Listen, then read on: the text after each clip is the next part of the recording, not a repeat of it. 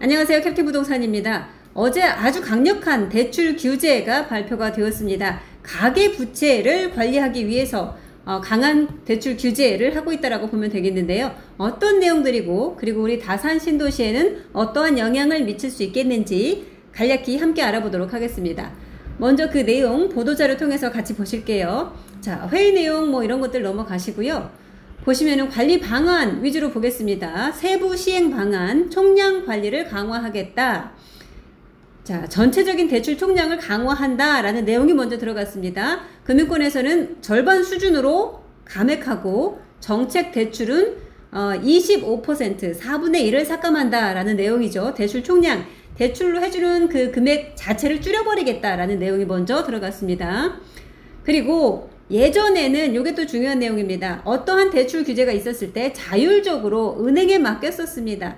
그래서 대부분의 은행이 제한을 한다 하더라도 한두 군데의 구멍은 있었습니다. 그래서 꼭 필요하신 분들은 그 한두 군데 열려있는 곳을 찾아서 대출을 받으시고 실행을 하실 수 있었는데 이제 그게 아예 다 원천적으로 봉쇄가 된다는 내용입니다. 전 금융권으로 확대를 하기 때문에 한두 군데 해당하는 곳을 찾아서 움직일 수 있는 여지를 아예 다 없애버렸다라고 보시면 될 것 같아요. 자, 요 내용 보시면은요, 표 위주로 한번 볼게요. 2주택자 이상 또는 현재 1주택자가 비규제 지역에서 60%, 30% 이렇게 지금 받을 수가 있었죠. 비규제에서는 60, 규제 지역에서는 30 이렇게 대출을 받을 수 있었는데 요거를 이제 자, 자율관리 말고 개선 방안으로 볼게요. 수도권 빵, 규제지역 빵입니다. 이제 수도권과 이 규제지역에서 전체적으로 다 대출을 안 해주겠다라는 내용이 들어갔습니다. 1주택 이상, 그러니까 집을 갖고 있거나 집을 하나 추가로 사는 사람들한테는 대출을 안 해준다라는 내용이고요. 다만 나는 1주택자인데 요거 지금 팔 거예요. 금방 팔 거예요. 라는 처분 조건을 걸었을 경우에는 대출을 해주긴 합니다만 자, 여기 기한이 짧아졌습니다. 기존 같은 경우에는 처분 조건부 1주택자는 2년 이내에 처분할 테니까 대출해주세요. 오케이 됐었는데 이제는 처분 조건부 1주택자의 경우 6개월 이내 기존 주택 처분 약정으로 바뀌었습니다. 그래서 대출을 받기 위해서는 기존 주택을 6개월 안에 꼭 파셔야 되는 상황이 되었습니다. 그래서 사실은 무주택자 아니면 갈아타기 정말로 팔고 사고 연달아서 하시는 갈아타기 수요 입주하실 수 있는 실수요자한테만 대출을 해주겠다 라는 내용으로 받아들이시면 될 것 같고요. 시행 시기는 바로 오늘입니다. 어제 발표를 했고 바로 다음 날인 오늘부터 시행을 하겠다 라는 거죠. 두 번째, 자 여기 또 보시면 표 위주로 보시면요, 최대 대출 한도가 줄어듭니다. 자, 수도권과 규제 지역에서의 2일주택자는 생활안정자금입니다. 1, 2억 원으로 제한했던 것을 일괄 최대 1억 원으로 생활안정자금 대출 한도를 축소를 하고 다주택자의 경우에는 금지를 합니다. 내가 딱 집 한 채가 있습니다. 내가 지금 살고 있는 집 한 채에서 생활안정자금을 쓸 때는 최대 1억 원까지만 쓰실 수 있고 집이 2채 이상 있다라고 하면 아예 안 해준다 라고 바뀐 거 강화된 내용이라고 보시면 될 것 같습니다. 자, 세 번째입니다. 대출 만기.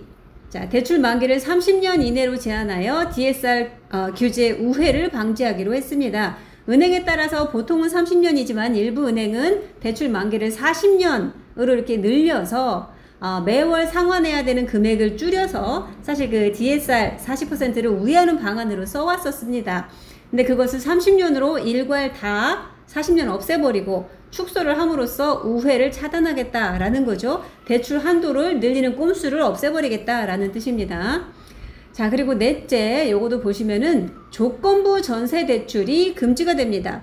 이게 아주 타격이 컸던 내용이라고 보면 되겠는데요. 전세 대출 전에도 막았을 때 아주 힘들었었는데 서서히 풀리는 상황이었었죠. 다시 한번 또 전체적으로 옥죄는 상황이 되었습니다. 소유권 이전하는 조건입니다. 그러니까 매매가 이루어졌습니다. 그러면서 매매 잔금을 전세를 맞춰서 전세 잔금과 나의 갭 금액을 같이 잔금을 치르는 이런 케이스. 소유권 이전 조건부 전세 대출 이럴 때 쓰이는 거 전세 대출 안 해주겠다라는 걸로 해서 잠가버렸습니다.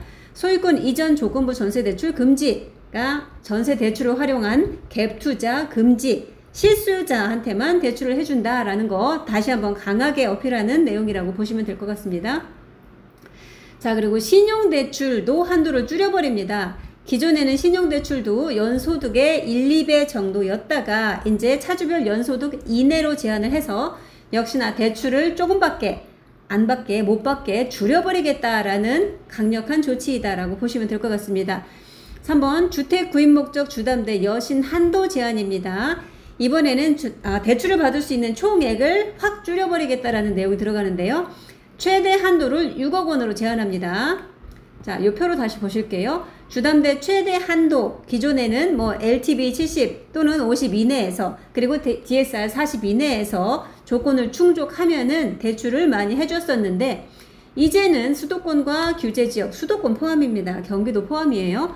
포함해서 집이 아무리 비싸더라도, 그리고 소득이 아무리 높더라도 최대 6억 원까지만 대출을 해주겠다. 오늘부터 28일부터 이렇게 대출 총량에 대한 총 금액에 대한 제한이 들어왔다라고 보시면 될 것 같습니다. 그래서 요거 같은 경우에 우리 다산 지역은 사실상 아주 큰 영향은 없습니다. 9억이라고 할 때 70%를 받는다라고 하면은 6억 3천이잖아요. 그래서 6억으로 제한한다 하더라도 큰 제한은 사실상 없습니다. 하지만 10억이 넘고 20억이 넘고 하는 서울 지역 고가주택 같은 경우에는 요 대출이 6억 원으로 막히는 게 정말 타격이 클 것으로 보입니다. 그래서 다산에서 상급지로 갈아타시는 분들한테는 타격감이 상당할 것으로 예상이 됩니다. LTV 등 규제 강화의 내용입니다.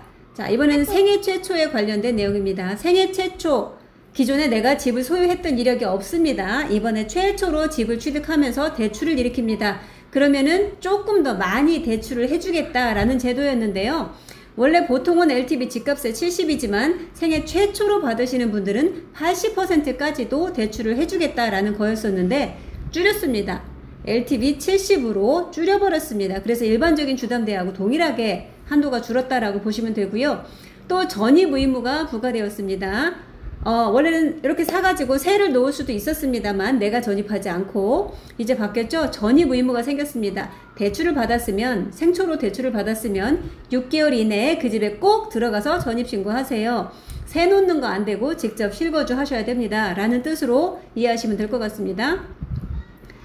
자, 지방은 넘어가고요. 자, 요 표로 또 한번 보면은 이번엔 정책자금입니다. 정책자금에 대해서도 대출 한도가 줄어듭니다. 요거는 또 다산의 영향이 꽤 있습니다. 위의 내용들은 좀 건너뛸게요. 우리 다산 지역 같은 경우에는 집값이 뭐 6억 안 되는 거, 이런 거는 사실상 없기 때문에 요 신생아로 볼게요. 신생아. 다산에 오시는 분들이 요 신생아 특례를 활용하시는 경우가 상당히 많았었습니다. 집값이 9억 이하일 경우 해당이 되기 때문에 다산이 딱 그 신생아를 활용하시기 좋은 조건이었는데요.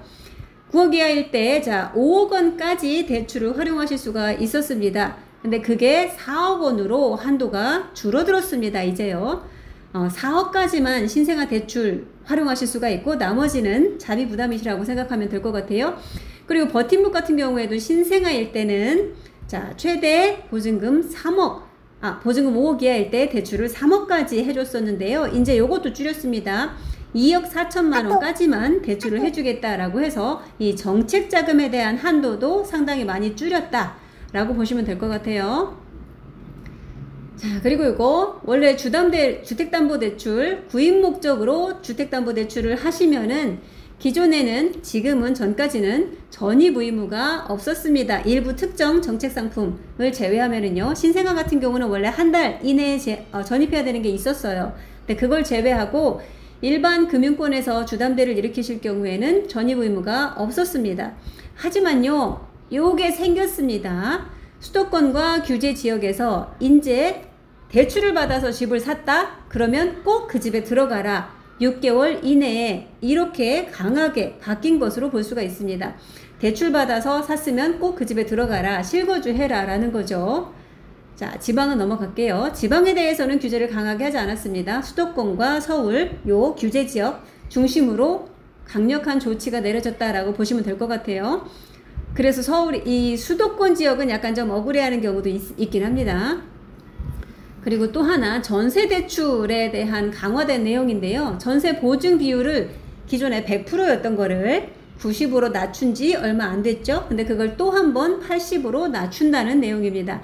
요거는 7월 오늘이 아니라 7월 21일부터 자 주군공 허그 이런 거 써있죠. 요 3개의 보증기관에서 7월 21일부터 시행하겠다라는 건데 90일 때도 사실 그래서 대출 심사가 좀 더 까다로워졌었습니다. 근데 이걸 80으로 더 줄인다라고 하면 은행권에서는 각자 자체적으로 심사를 더 강하게 할 수밖에 없습니다. 이 사람이 대출 상환 능력이 얼마나 되는지, 소득은 얼마나 되는지 좀 더 깐깐하게 보고 대출을 해줄 수밖에 없게 되는 그런 대출받기 조금 더 어려워지는 구조로 되었다라고 이해하시면 될 것 같습니다. 향후 계획은 일단 넘어가고요. 이번 대책의 주요 내용, 밑줄 내용만 다시 한번 보실게요. 실수요자가 아닌 실수요가 아닌 대출을 제한하는 데 집중을 했고요. 다주택자 주담대에 대한 관리 수준을 강화했습니다. 1주택자 또는 2주택자 다 강화가 된 내용이 있죠. 그리고 실거주 목적이 아닌 대출을 제한했습니다. 그래서 대출을 받으면 6개월 내에 전입해라. 아니면 집을 샀으면 기존 주택은 꼭 6개월 안에 팔아라. 다 실거주하는 사람들을 위한 대출만 남겨놨다라고 보시면 될 것 같아요. 그리고 주담대 6억 원 여신 한도를 두어서 주택 구입 시 과도한 대출에 의존하는 것을 제한한다. 비싼 집을 절반 대출 일으켜서 사겠다. 안 됩니다. 6억까지만 됩니다. 자, 그리고 또 하나 보실 것이 여기 있습니다. 경과 규정이요. 요게 또 하나 좀 힘든 내용인데, 경과 규정 시행일 전까지 금융회사가 전산상 등록을 통해 대출 신청 접수를 완료한 건은 사실상 어렵습니다. 자, 어제 발표가 됐고 오늘 시행이기 때문에 이런 거보다도 어제 당일에 급하게 계약서를 써야 되는 경우들이 좀 많이 있었을 것으로 생각이 됩니다. 요 밑에 보시면은요, 주담대도 그렇고 요거 볼게요. 전세대출 경과 규정 시행일 전까지 임대차 계약을 체결하고 계약금을 이미 납부한 경우에는 종전 규정을 적용해 준다라고 되어 있는데, 자, 가계약은 불인정입니다. 그래서 갑자기 발표를 했는데 불이 떨어진 사람들은 오늘 당장 가계약금, 계약금 일부 넣고 진행하자, 이게 아니라요. 당장 계약금 10% 넣고 계약서 작성하고 정식 계약을 하자. 그래야만 이렇게 종전 규정대로 적용을 해주겠다라는 내용이라고 볼 수가 있습니다. 대출도 그렇고 전세대출도 그렇고 주담대도 마찬가지입니다. 구입 목적인 대출이요. 그래서 어제 하루 만에 계약서까지 완료를 하셔야만 종전 규정 강화되기 전에 대출 기준으로 받으실 수가 있다라고 보시면 될 것 같아요. 그래서 상당히 어려운 케이스였죠. 요거 내용을 좀 다시 보시면은요, 요약된 페이지입니다. 요거 조금만 확대해가지고 요약된 페이지 다시 한번 보실게요. 자, 대출 총량을 줄인다. 원래 당초 계획했던 것보다 금융권에서는 절반으로 줄이고 정책 대출은 4분의 1을 또 감축한다. 그리고 최대 대출 한도는 6억으로 제한한다. 10억짜리, 20억짜리 절반 대출 받아서 하는 거 안 된다라고 말씀드렸고요. 요것도 보시면은 실거주 목적이 아닌 추가 주택 구입 수요를 차단한다 라고 돼 있어서 집이 없는 사람이 집을 하나 살 때 아니면 하나를 팔고 바로 살 때는 해주지만 추가로 하나 더 사거나 2주택자 이상이 사는 것은 0%입니다. 대출 안 해주겠다라는 내용이에요.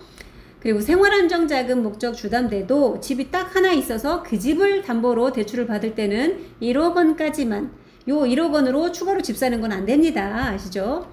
그리고 다주택자 집이 2채 이상 있다라고 하면 생활안정자금 대출 안 됩니다. 대출 만기도 30-40년 각자 맡겼던 것이 아니라 이제 30년으로 제한을 합니다. 그래서 DSR 우회하는 거 안 되시고요.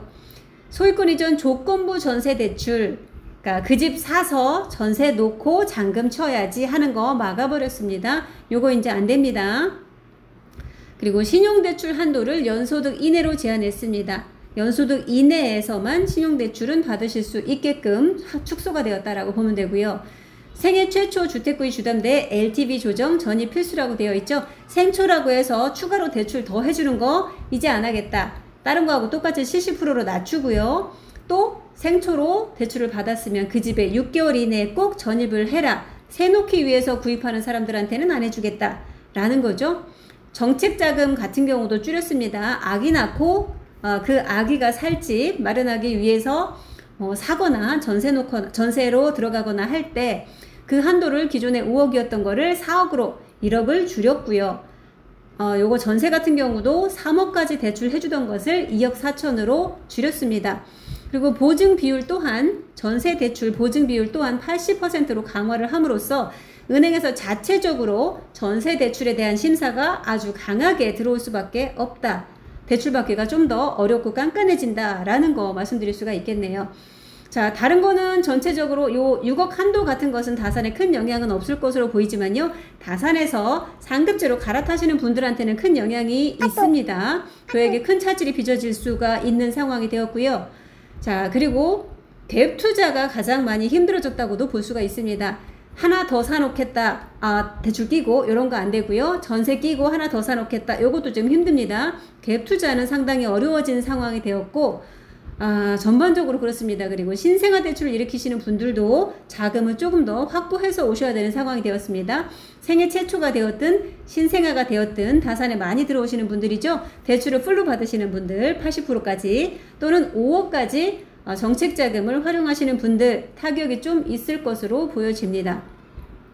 앞으로 이 정책이 다산에는 호재로 적용할지 악재로 적용할지는 아직은 하루밖에 당일이기 때문에 시행 당일이기 때문에 아직은 크게 체감할 수가 없습니다만 전반적으로는 다산에 직접적인 영향은 많지는 않을 것으로 보여지기는 합니다. 이것이 향후 풍선 효과로 다산까지 좀 부풀어서 올라오게 될지는 좀 더 지켜보시면 좋을 것 같아요. 다음에 다시 인사드리겠습니다.